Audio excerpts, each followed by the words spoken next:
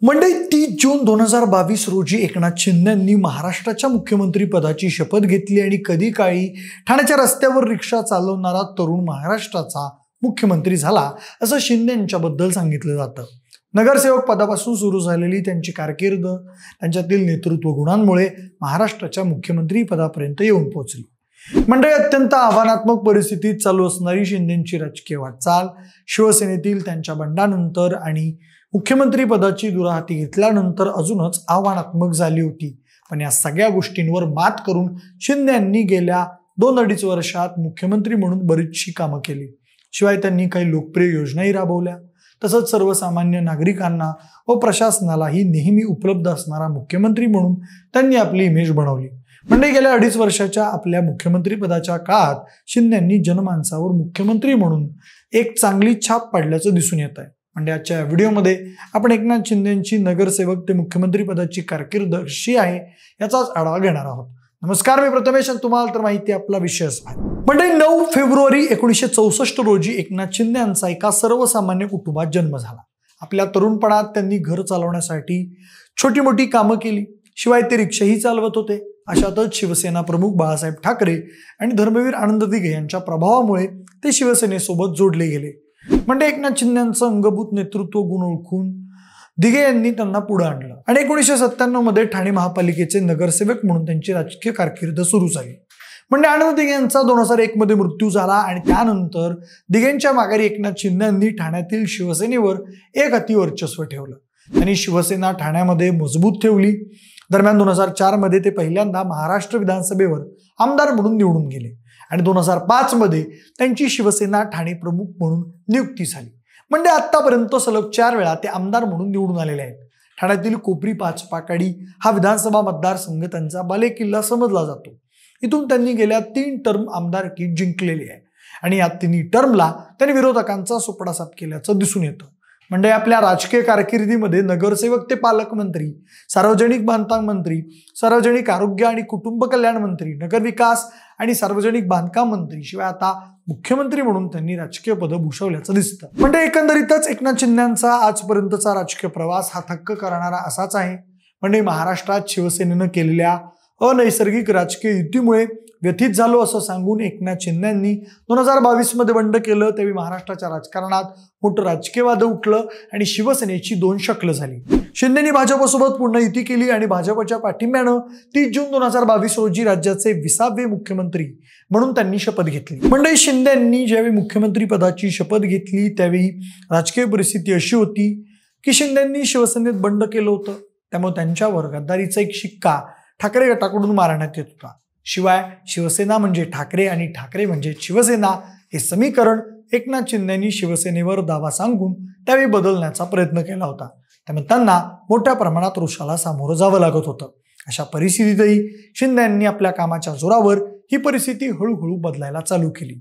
शिंदेंना प्रशासनाचा चांगला अनुभव होता आणि त्याचा त्यांनी चांगला वापर केल्याचंही दिसून आलं।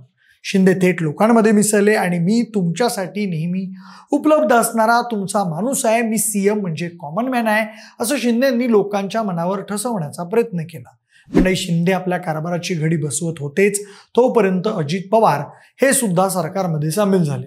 त्यावेळी आधीच भाजपसोबत जुळवून घ्यायचा प्रयत्न करणाऱ्या शिंदे गटाला परत अजितदादांशी जुळवून घ्यावं लागलं। शिवाय राष्ट्रवादी सोबत सरकारही स्थापन केलं म्हणून आम्ही बंड केलं म्हणणाऱ्या शिंदे गटाची अजित पवार सरकारमध्ये आल्यावर त्यांची काही काळ परत गोची झाल्याचा प्रकार झाला। पण यातूनही शिंदे गट आणि त्यांच्या मंत्र्यांनी थेट लोकांमध्ये जाऊन आपल्याला असलेल्या प्रशासकीय अनुभवाचा फायदा करून घेऊन आपल्यावरील बंडाचा शिक्का पुसवायचा प्रयत्न केला। दरम्यान एकनाथ शिंदे यांनी काही लक्षणीय निर्णयांच्या माध्यमातून जनतेला साथ घातली। लाडकी बहीण असो, KST मध्ये महिलांना 50% सूट देणे असो, त्यांच्या अशा अनेक निर्णयांमुळे त्यांची लोकप्रियता वाढल्याचं दिसून आलं। शिवाय त्यांनी लोकसभेला उद्धव ठाकरे यांच्यासोबत 1 to 1 लढतीत ठाकरे यांच्यापेक्षा आपला स्ट्राईक रेट चांगला आहे हेही दाखवून दिलं। म्हणजे गेल्या 2.5 वर्षात माहितीत सुद्धा आपलं स्थान भक्कम करून त्यांनी आपण लंबी रेसका घोडा आहोत हे सिद्ध केलेलं आहे असं राजकीय जाणकार सांगतात। दरम्यान शिंदेंच्या कार्यकाळात महिलांवरील अत्याचारांच्या काही गंभीर घटना घडल्या। त्यावरून शिंदे सरकारवर जोरदार टीका केली गेली। त्यामुळे शिंदे सरकार अडचणीत येतंय असं दिसत असतानाच बदलापूर अत्याचार प्रकरणातील आरोपी अक्षय शिंदे याचा एन्काउंटर झाला आणि जनतेचा राग काही प्रमाणात कमी झाल्याचं दिसून आलंय. मंडळी, मुख्यमंत्री झाल्यानंतर शिंदेंनी अनेक लोकाभिमुख निर्णय घेतले असं सांगण्यात येतं. त्यांनी महत्वाकांक्षी प्रकल्प सुरू केले आणि अब्जावधी रुपयांची गुंतवणूक महाराष्ट्रात होईल व उद्योगधंद्यांना चालना मिळेल यासाठी महत्वपूर्ण निर्णय घेण्यात आले असं सरकारकडून सांगण्यात येतं. असं असलं तरी मध्यंतरी अनेक प्रकल्प महाराष्ट्रातून गुजरातला गेल्याचं दिसून आलं होतं. त्यावेळी विरोधकांनी शिंदे सरकारवर टीकाही केली होती. म्हणजे सर्वसामान्य माणसाला वैद्यकीय मदत मिळावी या हेतून शिंदेंनी मुख्यमंत्री वैद्यकीय सहायता कक्ष सुरू केला आणि आज हजारो रुग्ण या सेवेचे लाभार्थी आहेत असं सांगण्यात येतं. म्हणजे शिंदेंनी मुख्यमंत्री झाल्यापासून मुख्यमंत्री सहायता निधीतून अनेकांची मदत केल्याचं दिसून आलं. म्हणजे महाराष्ट्राचे मुख्यमंत्रीपद आणि फाईल्स हा वाद वर्षानुवर्ष आपण पाहत आलो आहोत. अगदी काँग्रेस राष्ट्रवादी सत्तेत असल्यापासून ते मुख्यमंत्री उद्धव ठाकरे असेपर्यंत मुख्यमंत्री फाईल्सवर सह्या करत नाहीत असा आरोप नेहमी केला जात असतो. दरम्यान शिंदेच्या 25 महिन्याच्या कार्यकाळात मुख्यमंत्री कार्यालयाकडे 23,674 फाईल्स प्राप्त झाल्या होत्या. त्यापैकी तब्बल 22,364 फाईल्सला मंजुरी देण्यात आली आणि राज्याच्या मुख्यमंत्री कार्यालयाची आजवरची विक्रमी कामगिरी असल्याचं मुख्यमंत्री कार्यालयाकडून सांगण्यात आलं. म्हणजे या आकडेवारीनुसार उद्धव ठाकरेंच्या तुलनेत मुख्यमंत्री एकनाथ शिंदे यांनी दुप्पट फाईल्सला मंजुरी दिल्याचं सांगितलं जात आहे. म्हणजे कोणत्याही सरकारमध्ये ज्यावेळी 2-3 पक्ष एकत्र येऊन सरकार स्थापन झालेलं असतं तिथं मुख्यमंत्र्यांच्याबद्दल सहयोगी पक्षाचं काय मत आहे यावरही त्या मुख्यमंत्र्यांची कामगिरी कशी आहे याबद्दल आपण मूल्यमापन करू शकतो असं राजकीय जाणकार सांगतात.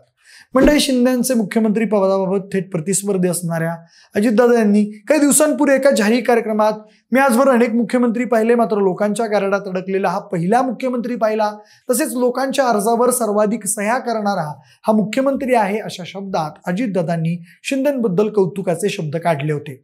यामुळे कुठेतरी प्रतिस्पर्धी आणि सहयोगी असलेल्या लोकांमध्येही आपल्या कामाची झलक पाडण्यात शिंदे हे सरस ठरले असं म्हणता येईल असं राजकीय जाणकार सांगतायत. म्हणजे गेले 1-1.5 वर्ष जरांगे पाटील यांनी मराठा आरक्षणाबद्दल घेतलेल्या आक्रमक भूमिकेमुळे भाजप पक्ष बॅकफुटवर जाताना दिसला. शिवाय त्यांना लोकसभेतही त्याचा फटका बसला. पण उलट बक्षी शिंदेंनी जरांगे पाटील यांच्या मागण्यांना सॉफ्ट कॉर्नर दाखवल्याचं दिसून आलं. शिवाय जरांगे यांनीही एकनाथ शिंदे यांच्यावर वेळोवेळी विश्वास दाखवल्याचं दिसून आलं. उलट पक्षी फडणवीस यांच्यावर मराठ्यांचा या आरक्षणाच्या लढाईत रोष दिसून आला. सध्या जरांगे पाटील हे फडणवीस यांना म्हणजेच पर्यायानं भाजपला उघड विरोध करताना दिसत आहेत. तर दुसरीकडे एकनाथ शिंदे हे मराठ्यांना आरक्षण देऊ शकतात अशी भूमिका मांडून ते शिंदे यांच्या मराठा नेतृत्वाला आपली पसंती देत असल्याचं दिसतं. त्यामुळे आरक्षणाच्या इतक्या अवघड प्रश्नातूनही शिंदे हे योग्यरित्या मार्ग काढण्यात यशस्वी ठरले असं राजकीय जाणकार सांगतात. म्हणजे 2.5 वर्षांपूर्वी ज्यावेळी शिंदे यांनी मुख्यमंत्री पदाची शपथ घेतली त्यावेळी त्यांच्यासमोर आपल्यावर होत असलेल्या गद्दारीचा शिक्का पुसणं आणि स्वतःला जनतेसमोर सिद्ध करणं ही 2 मुख्य आव्हानं होती. पण शिंदेंनी आपल्या नेतृत्व गुणामुळे आणि लोकांसाठी झपाटून काम करण्याच्या वृत्तीमुळे थेट लोकांमध्ये जाऊन लोकांसाठी वेगवेगळी कामं करून ही आव्हानं यशस्वीरित्या पार केली. शिवाय स्वतःच्या पक्षामध्ये आणि महायुतीमध्ये सुद्धा आपलं चांगलं वजन निर्माण करून आपण लंबी रेस का घोडा आहोत हे त्यांनी सिद्ध केल्याचं राजकीय जाणकार सांगतात.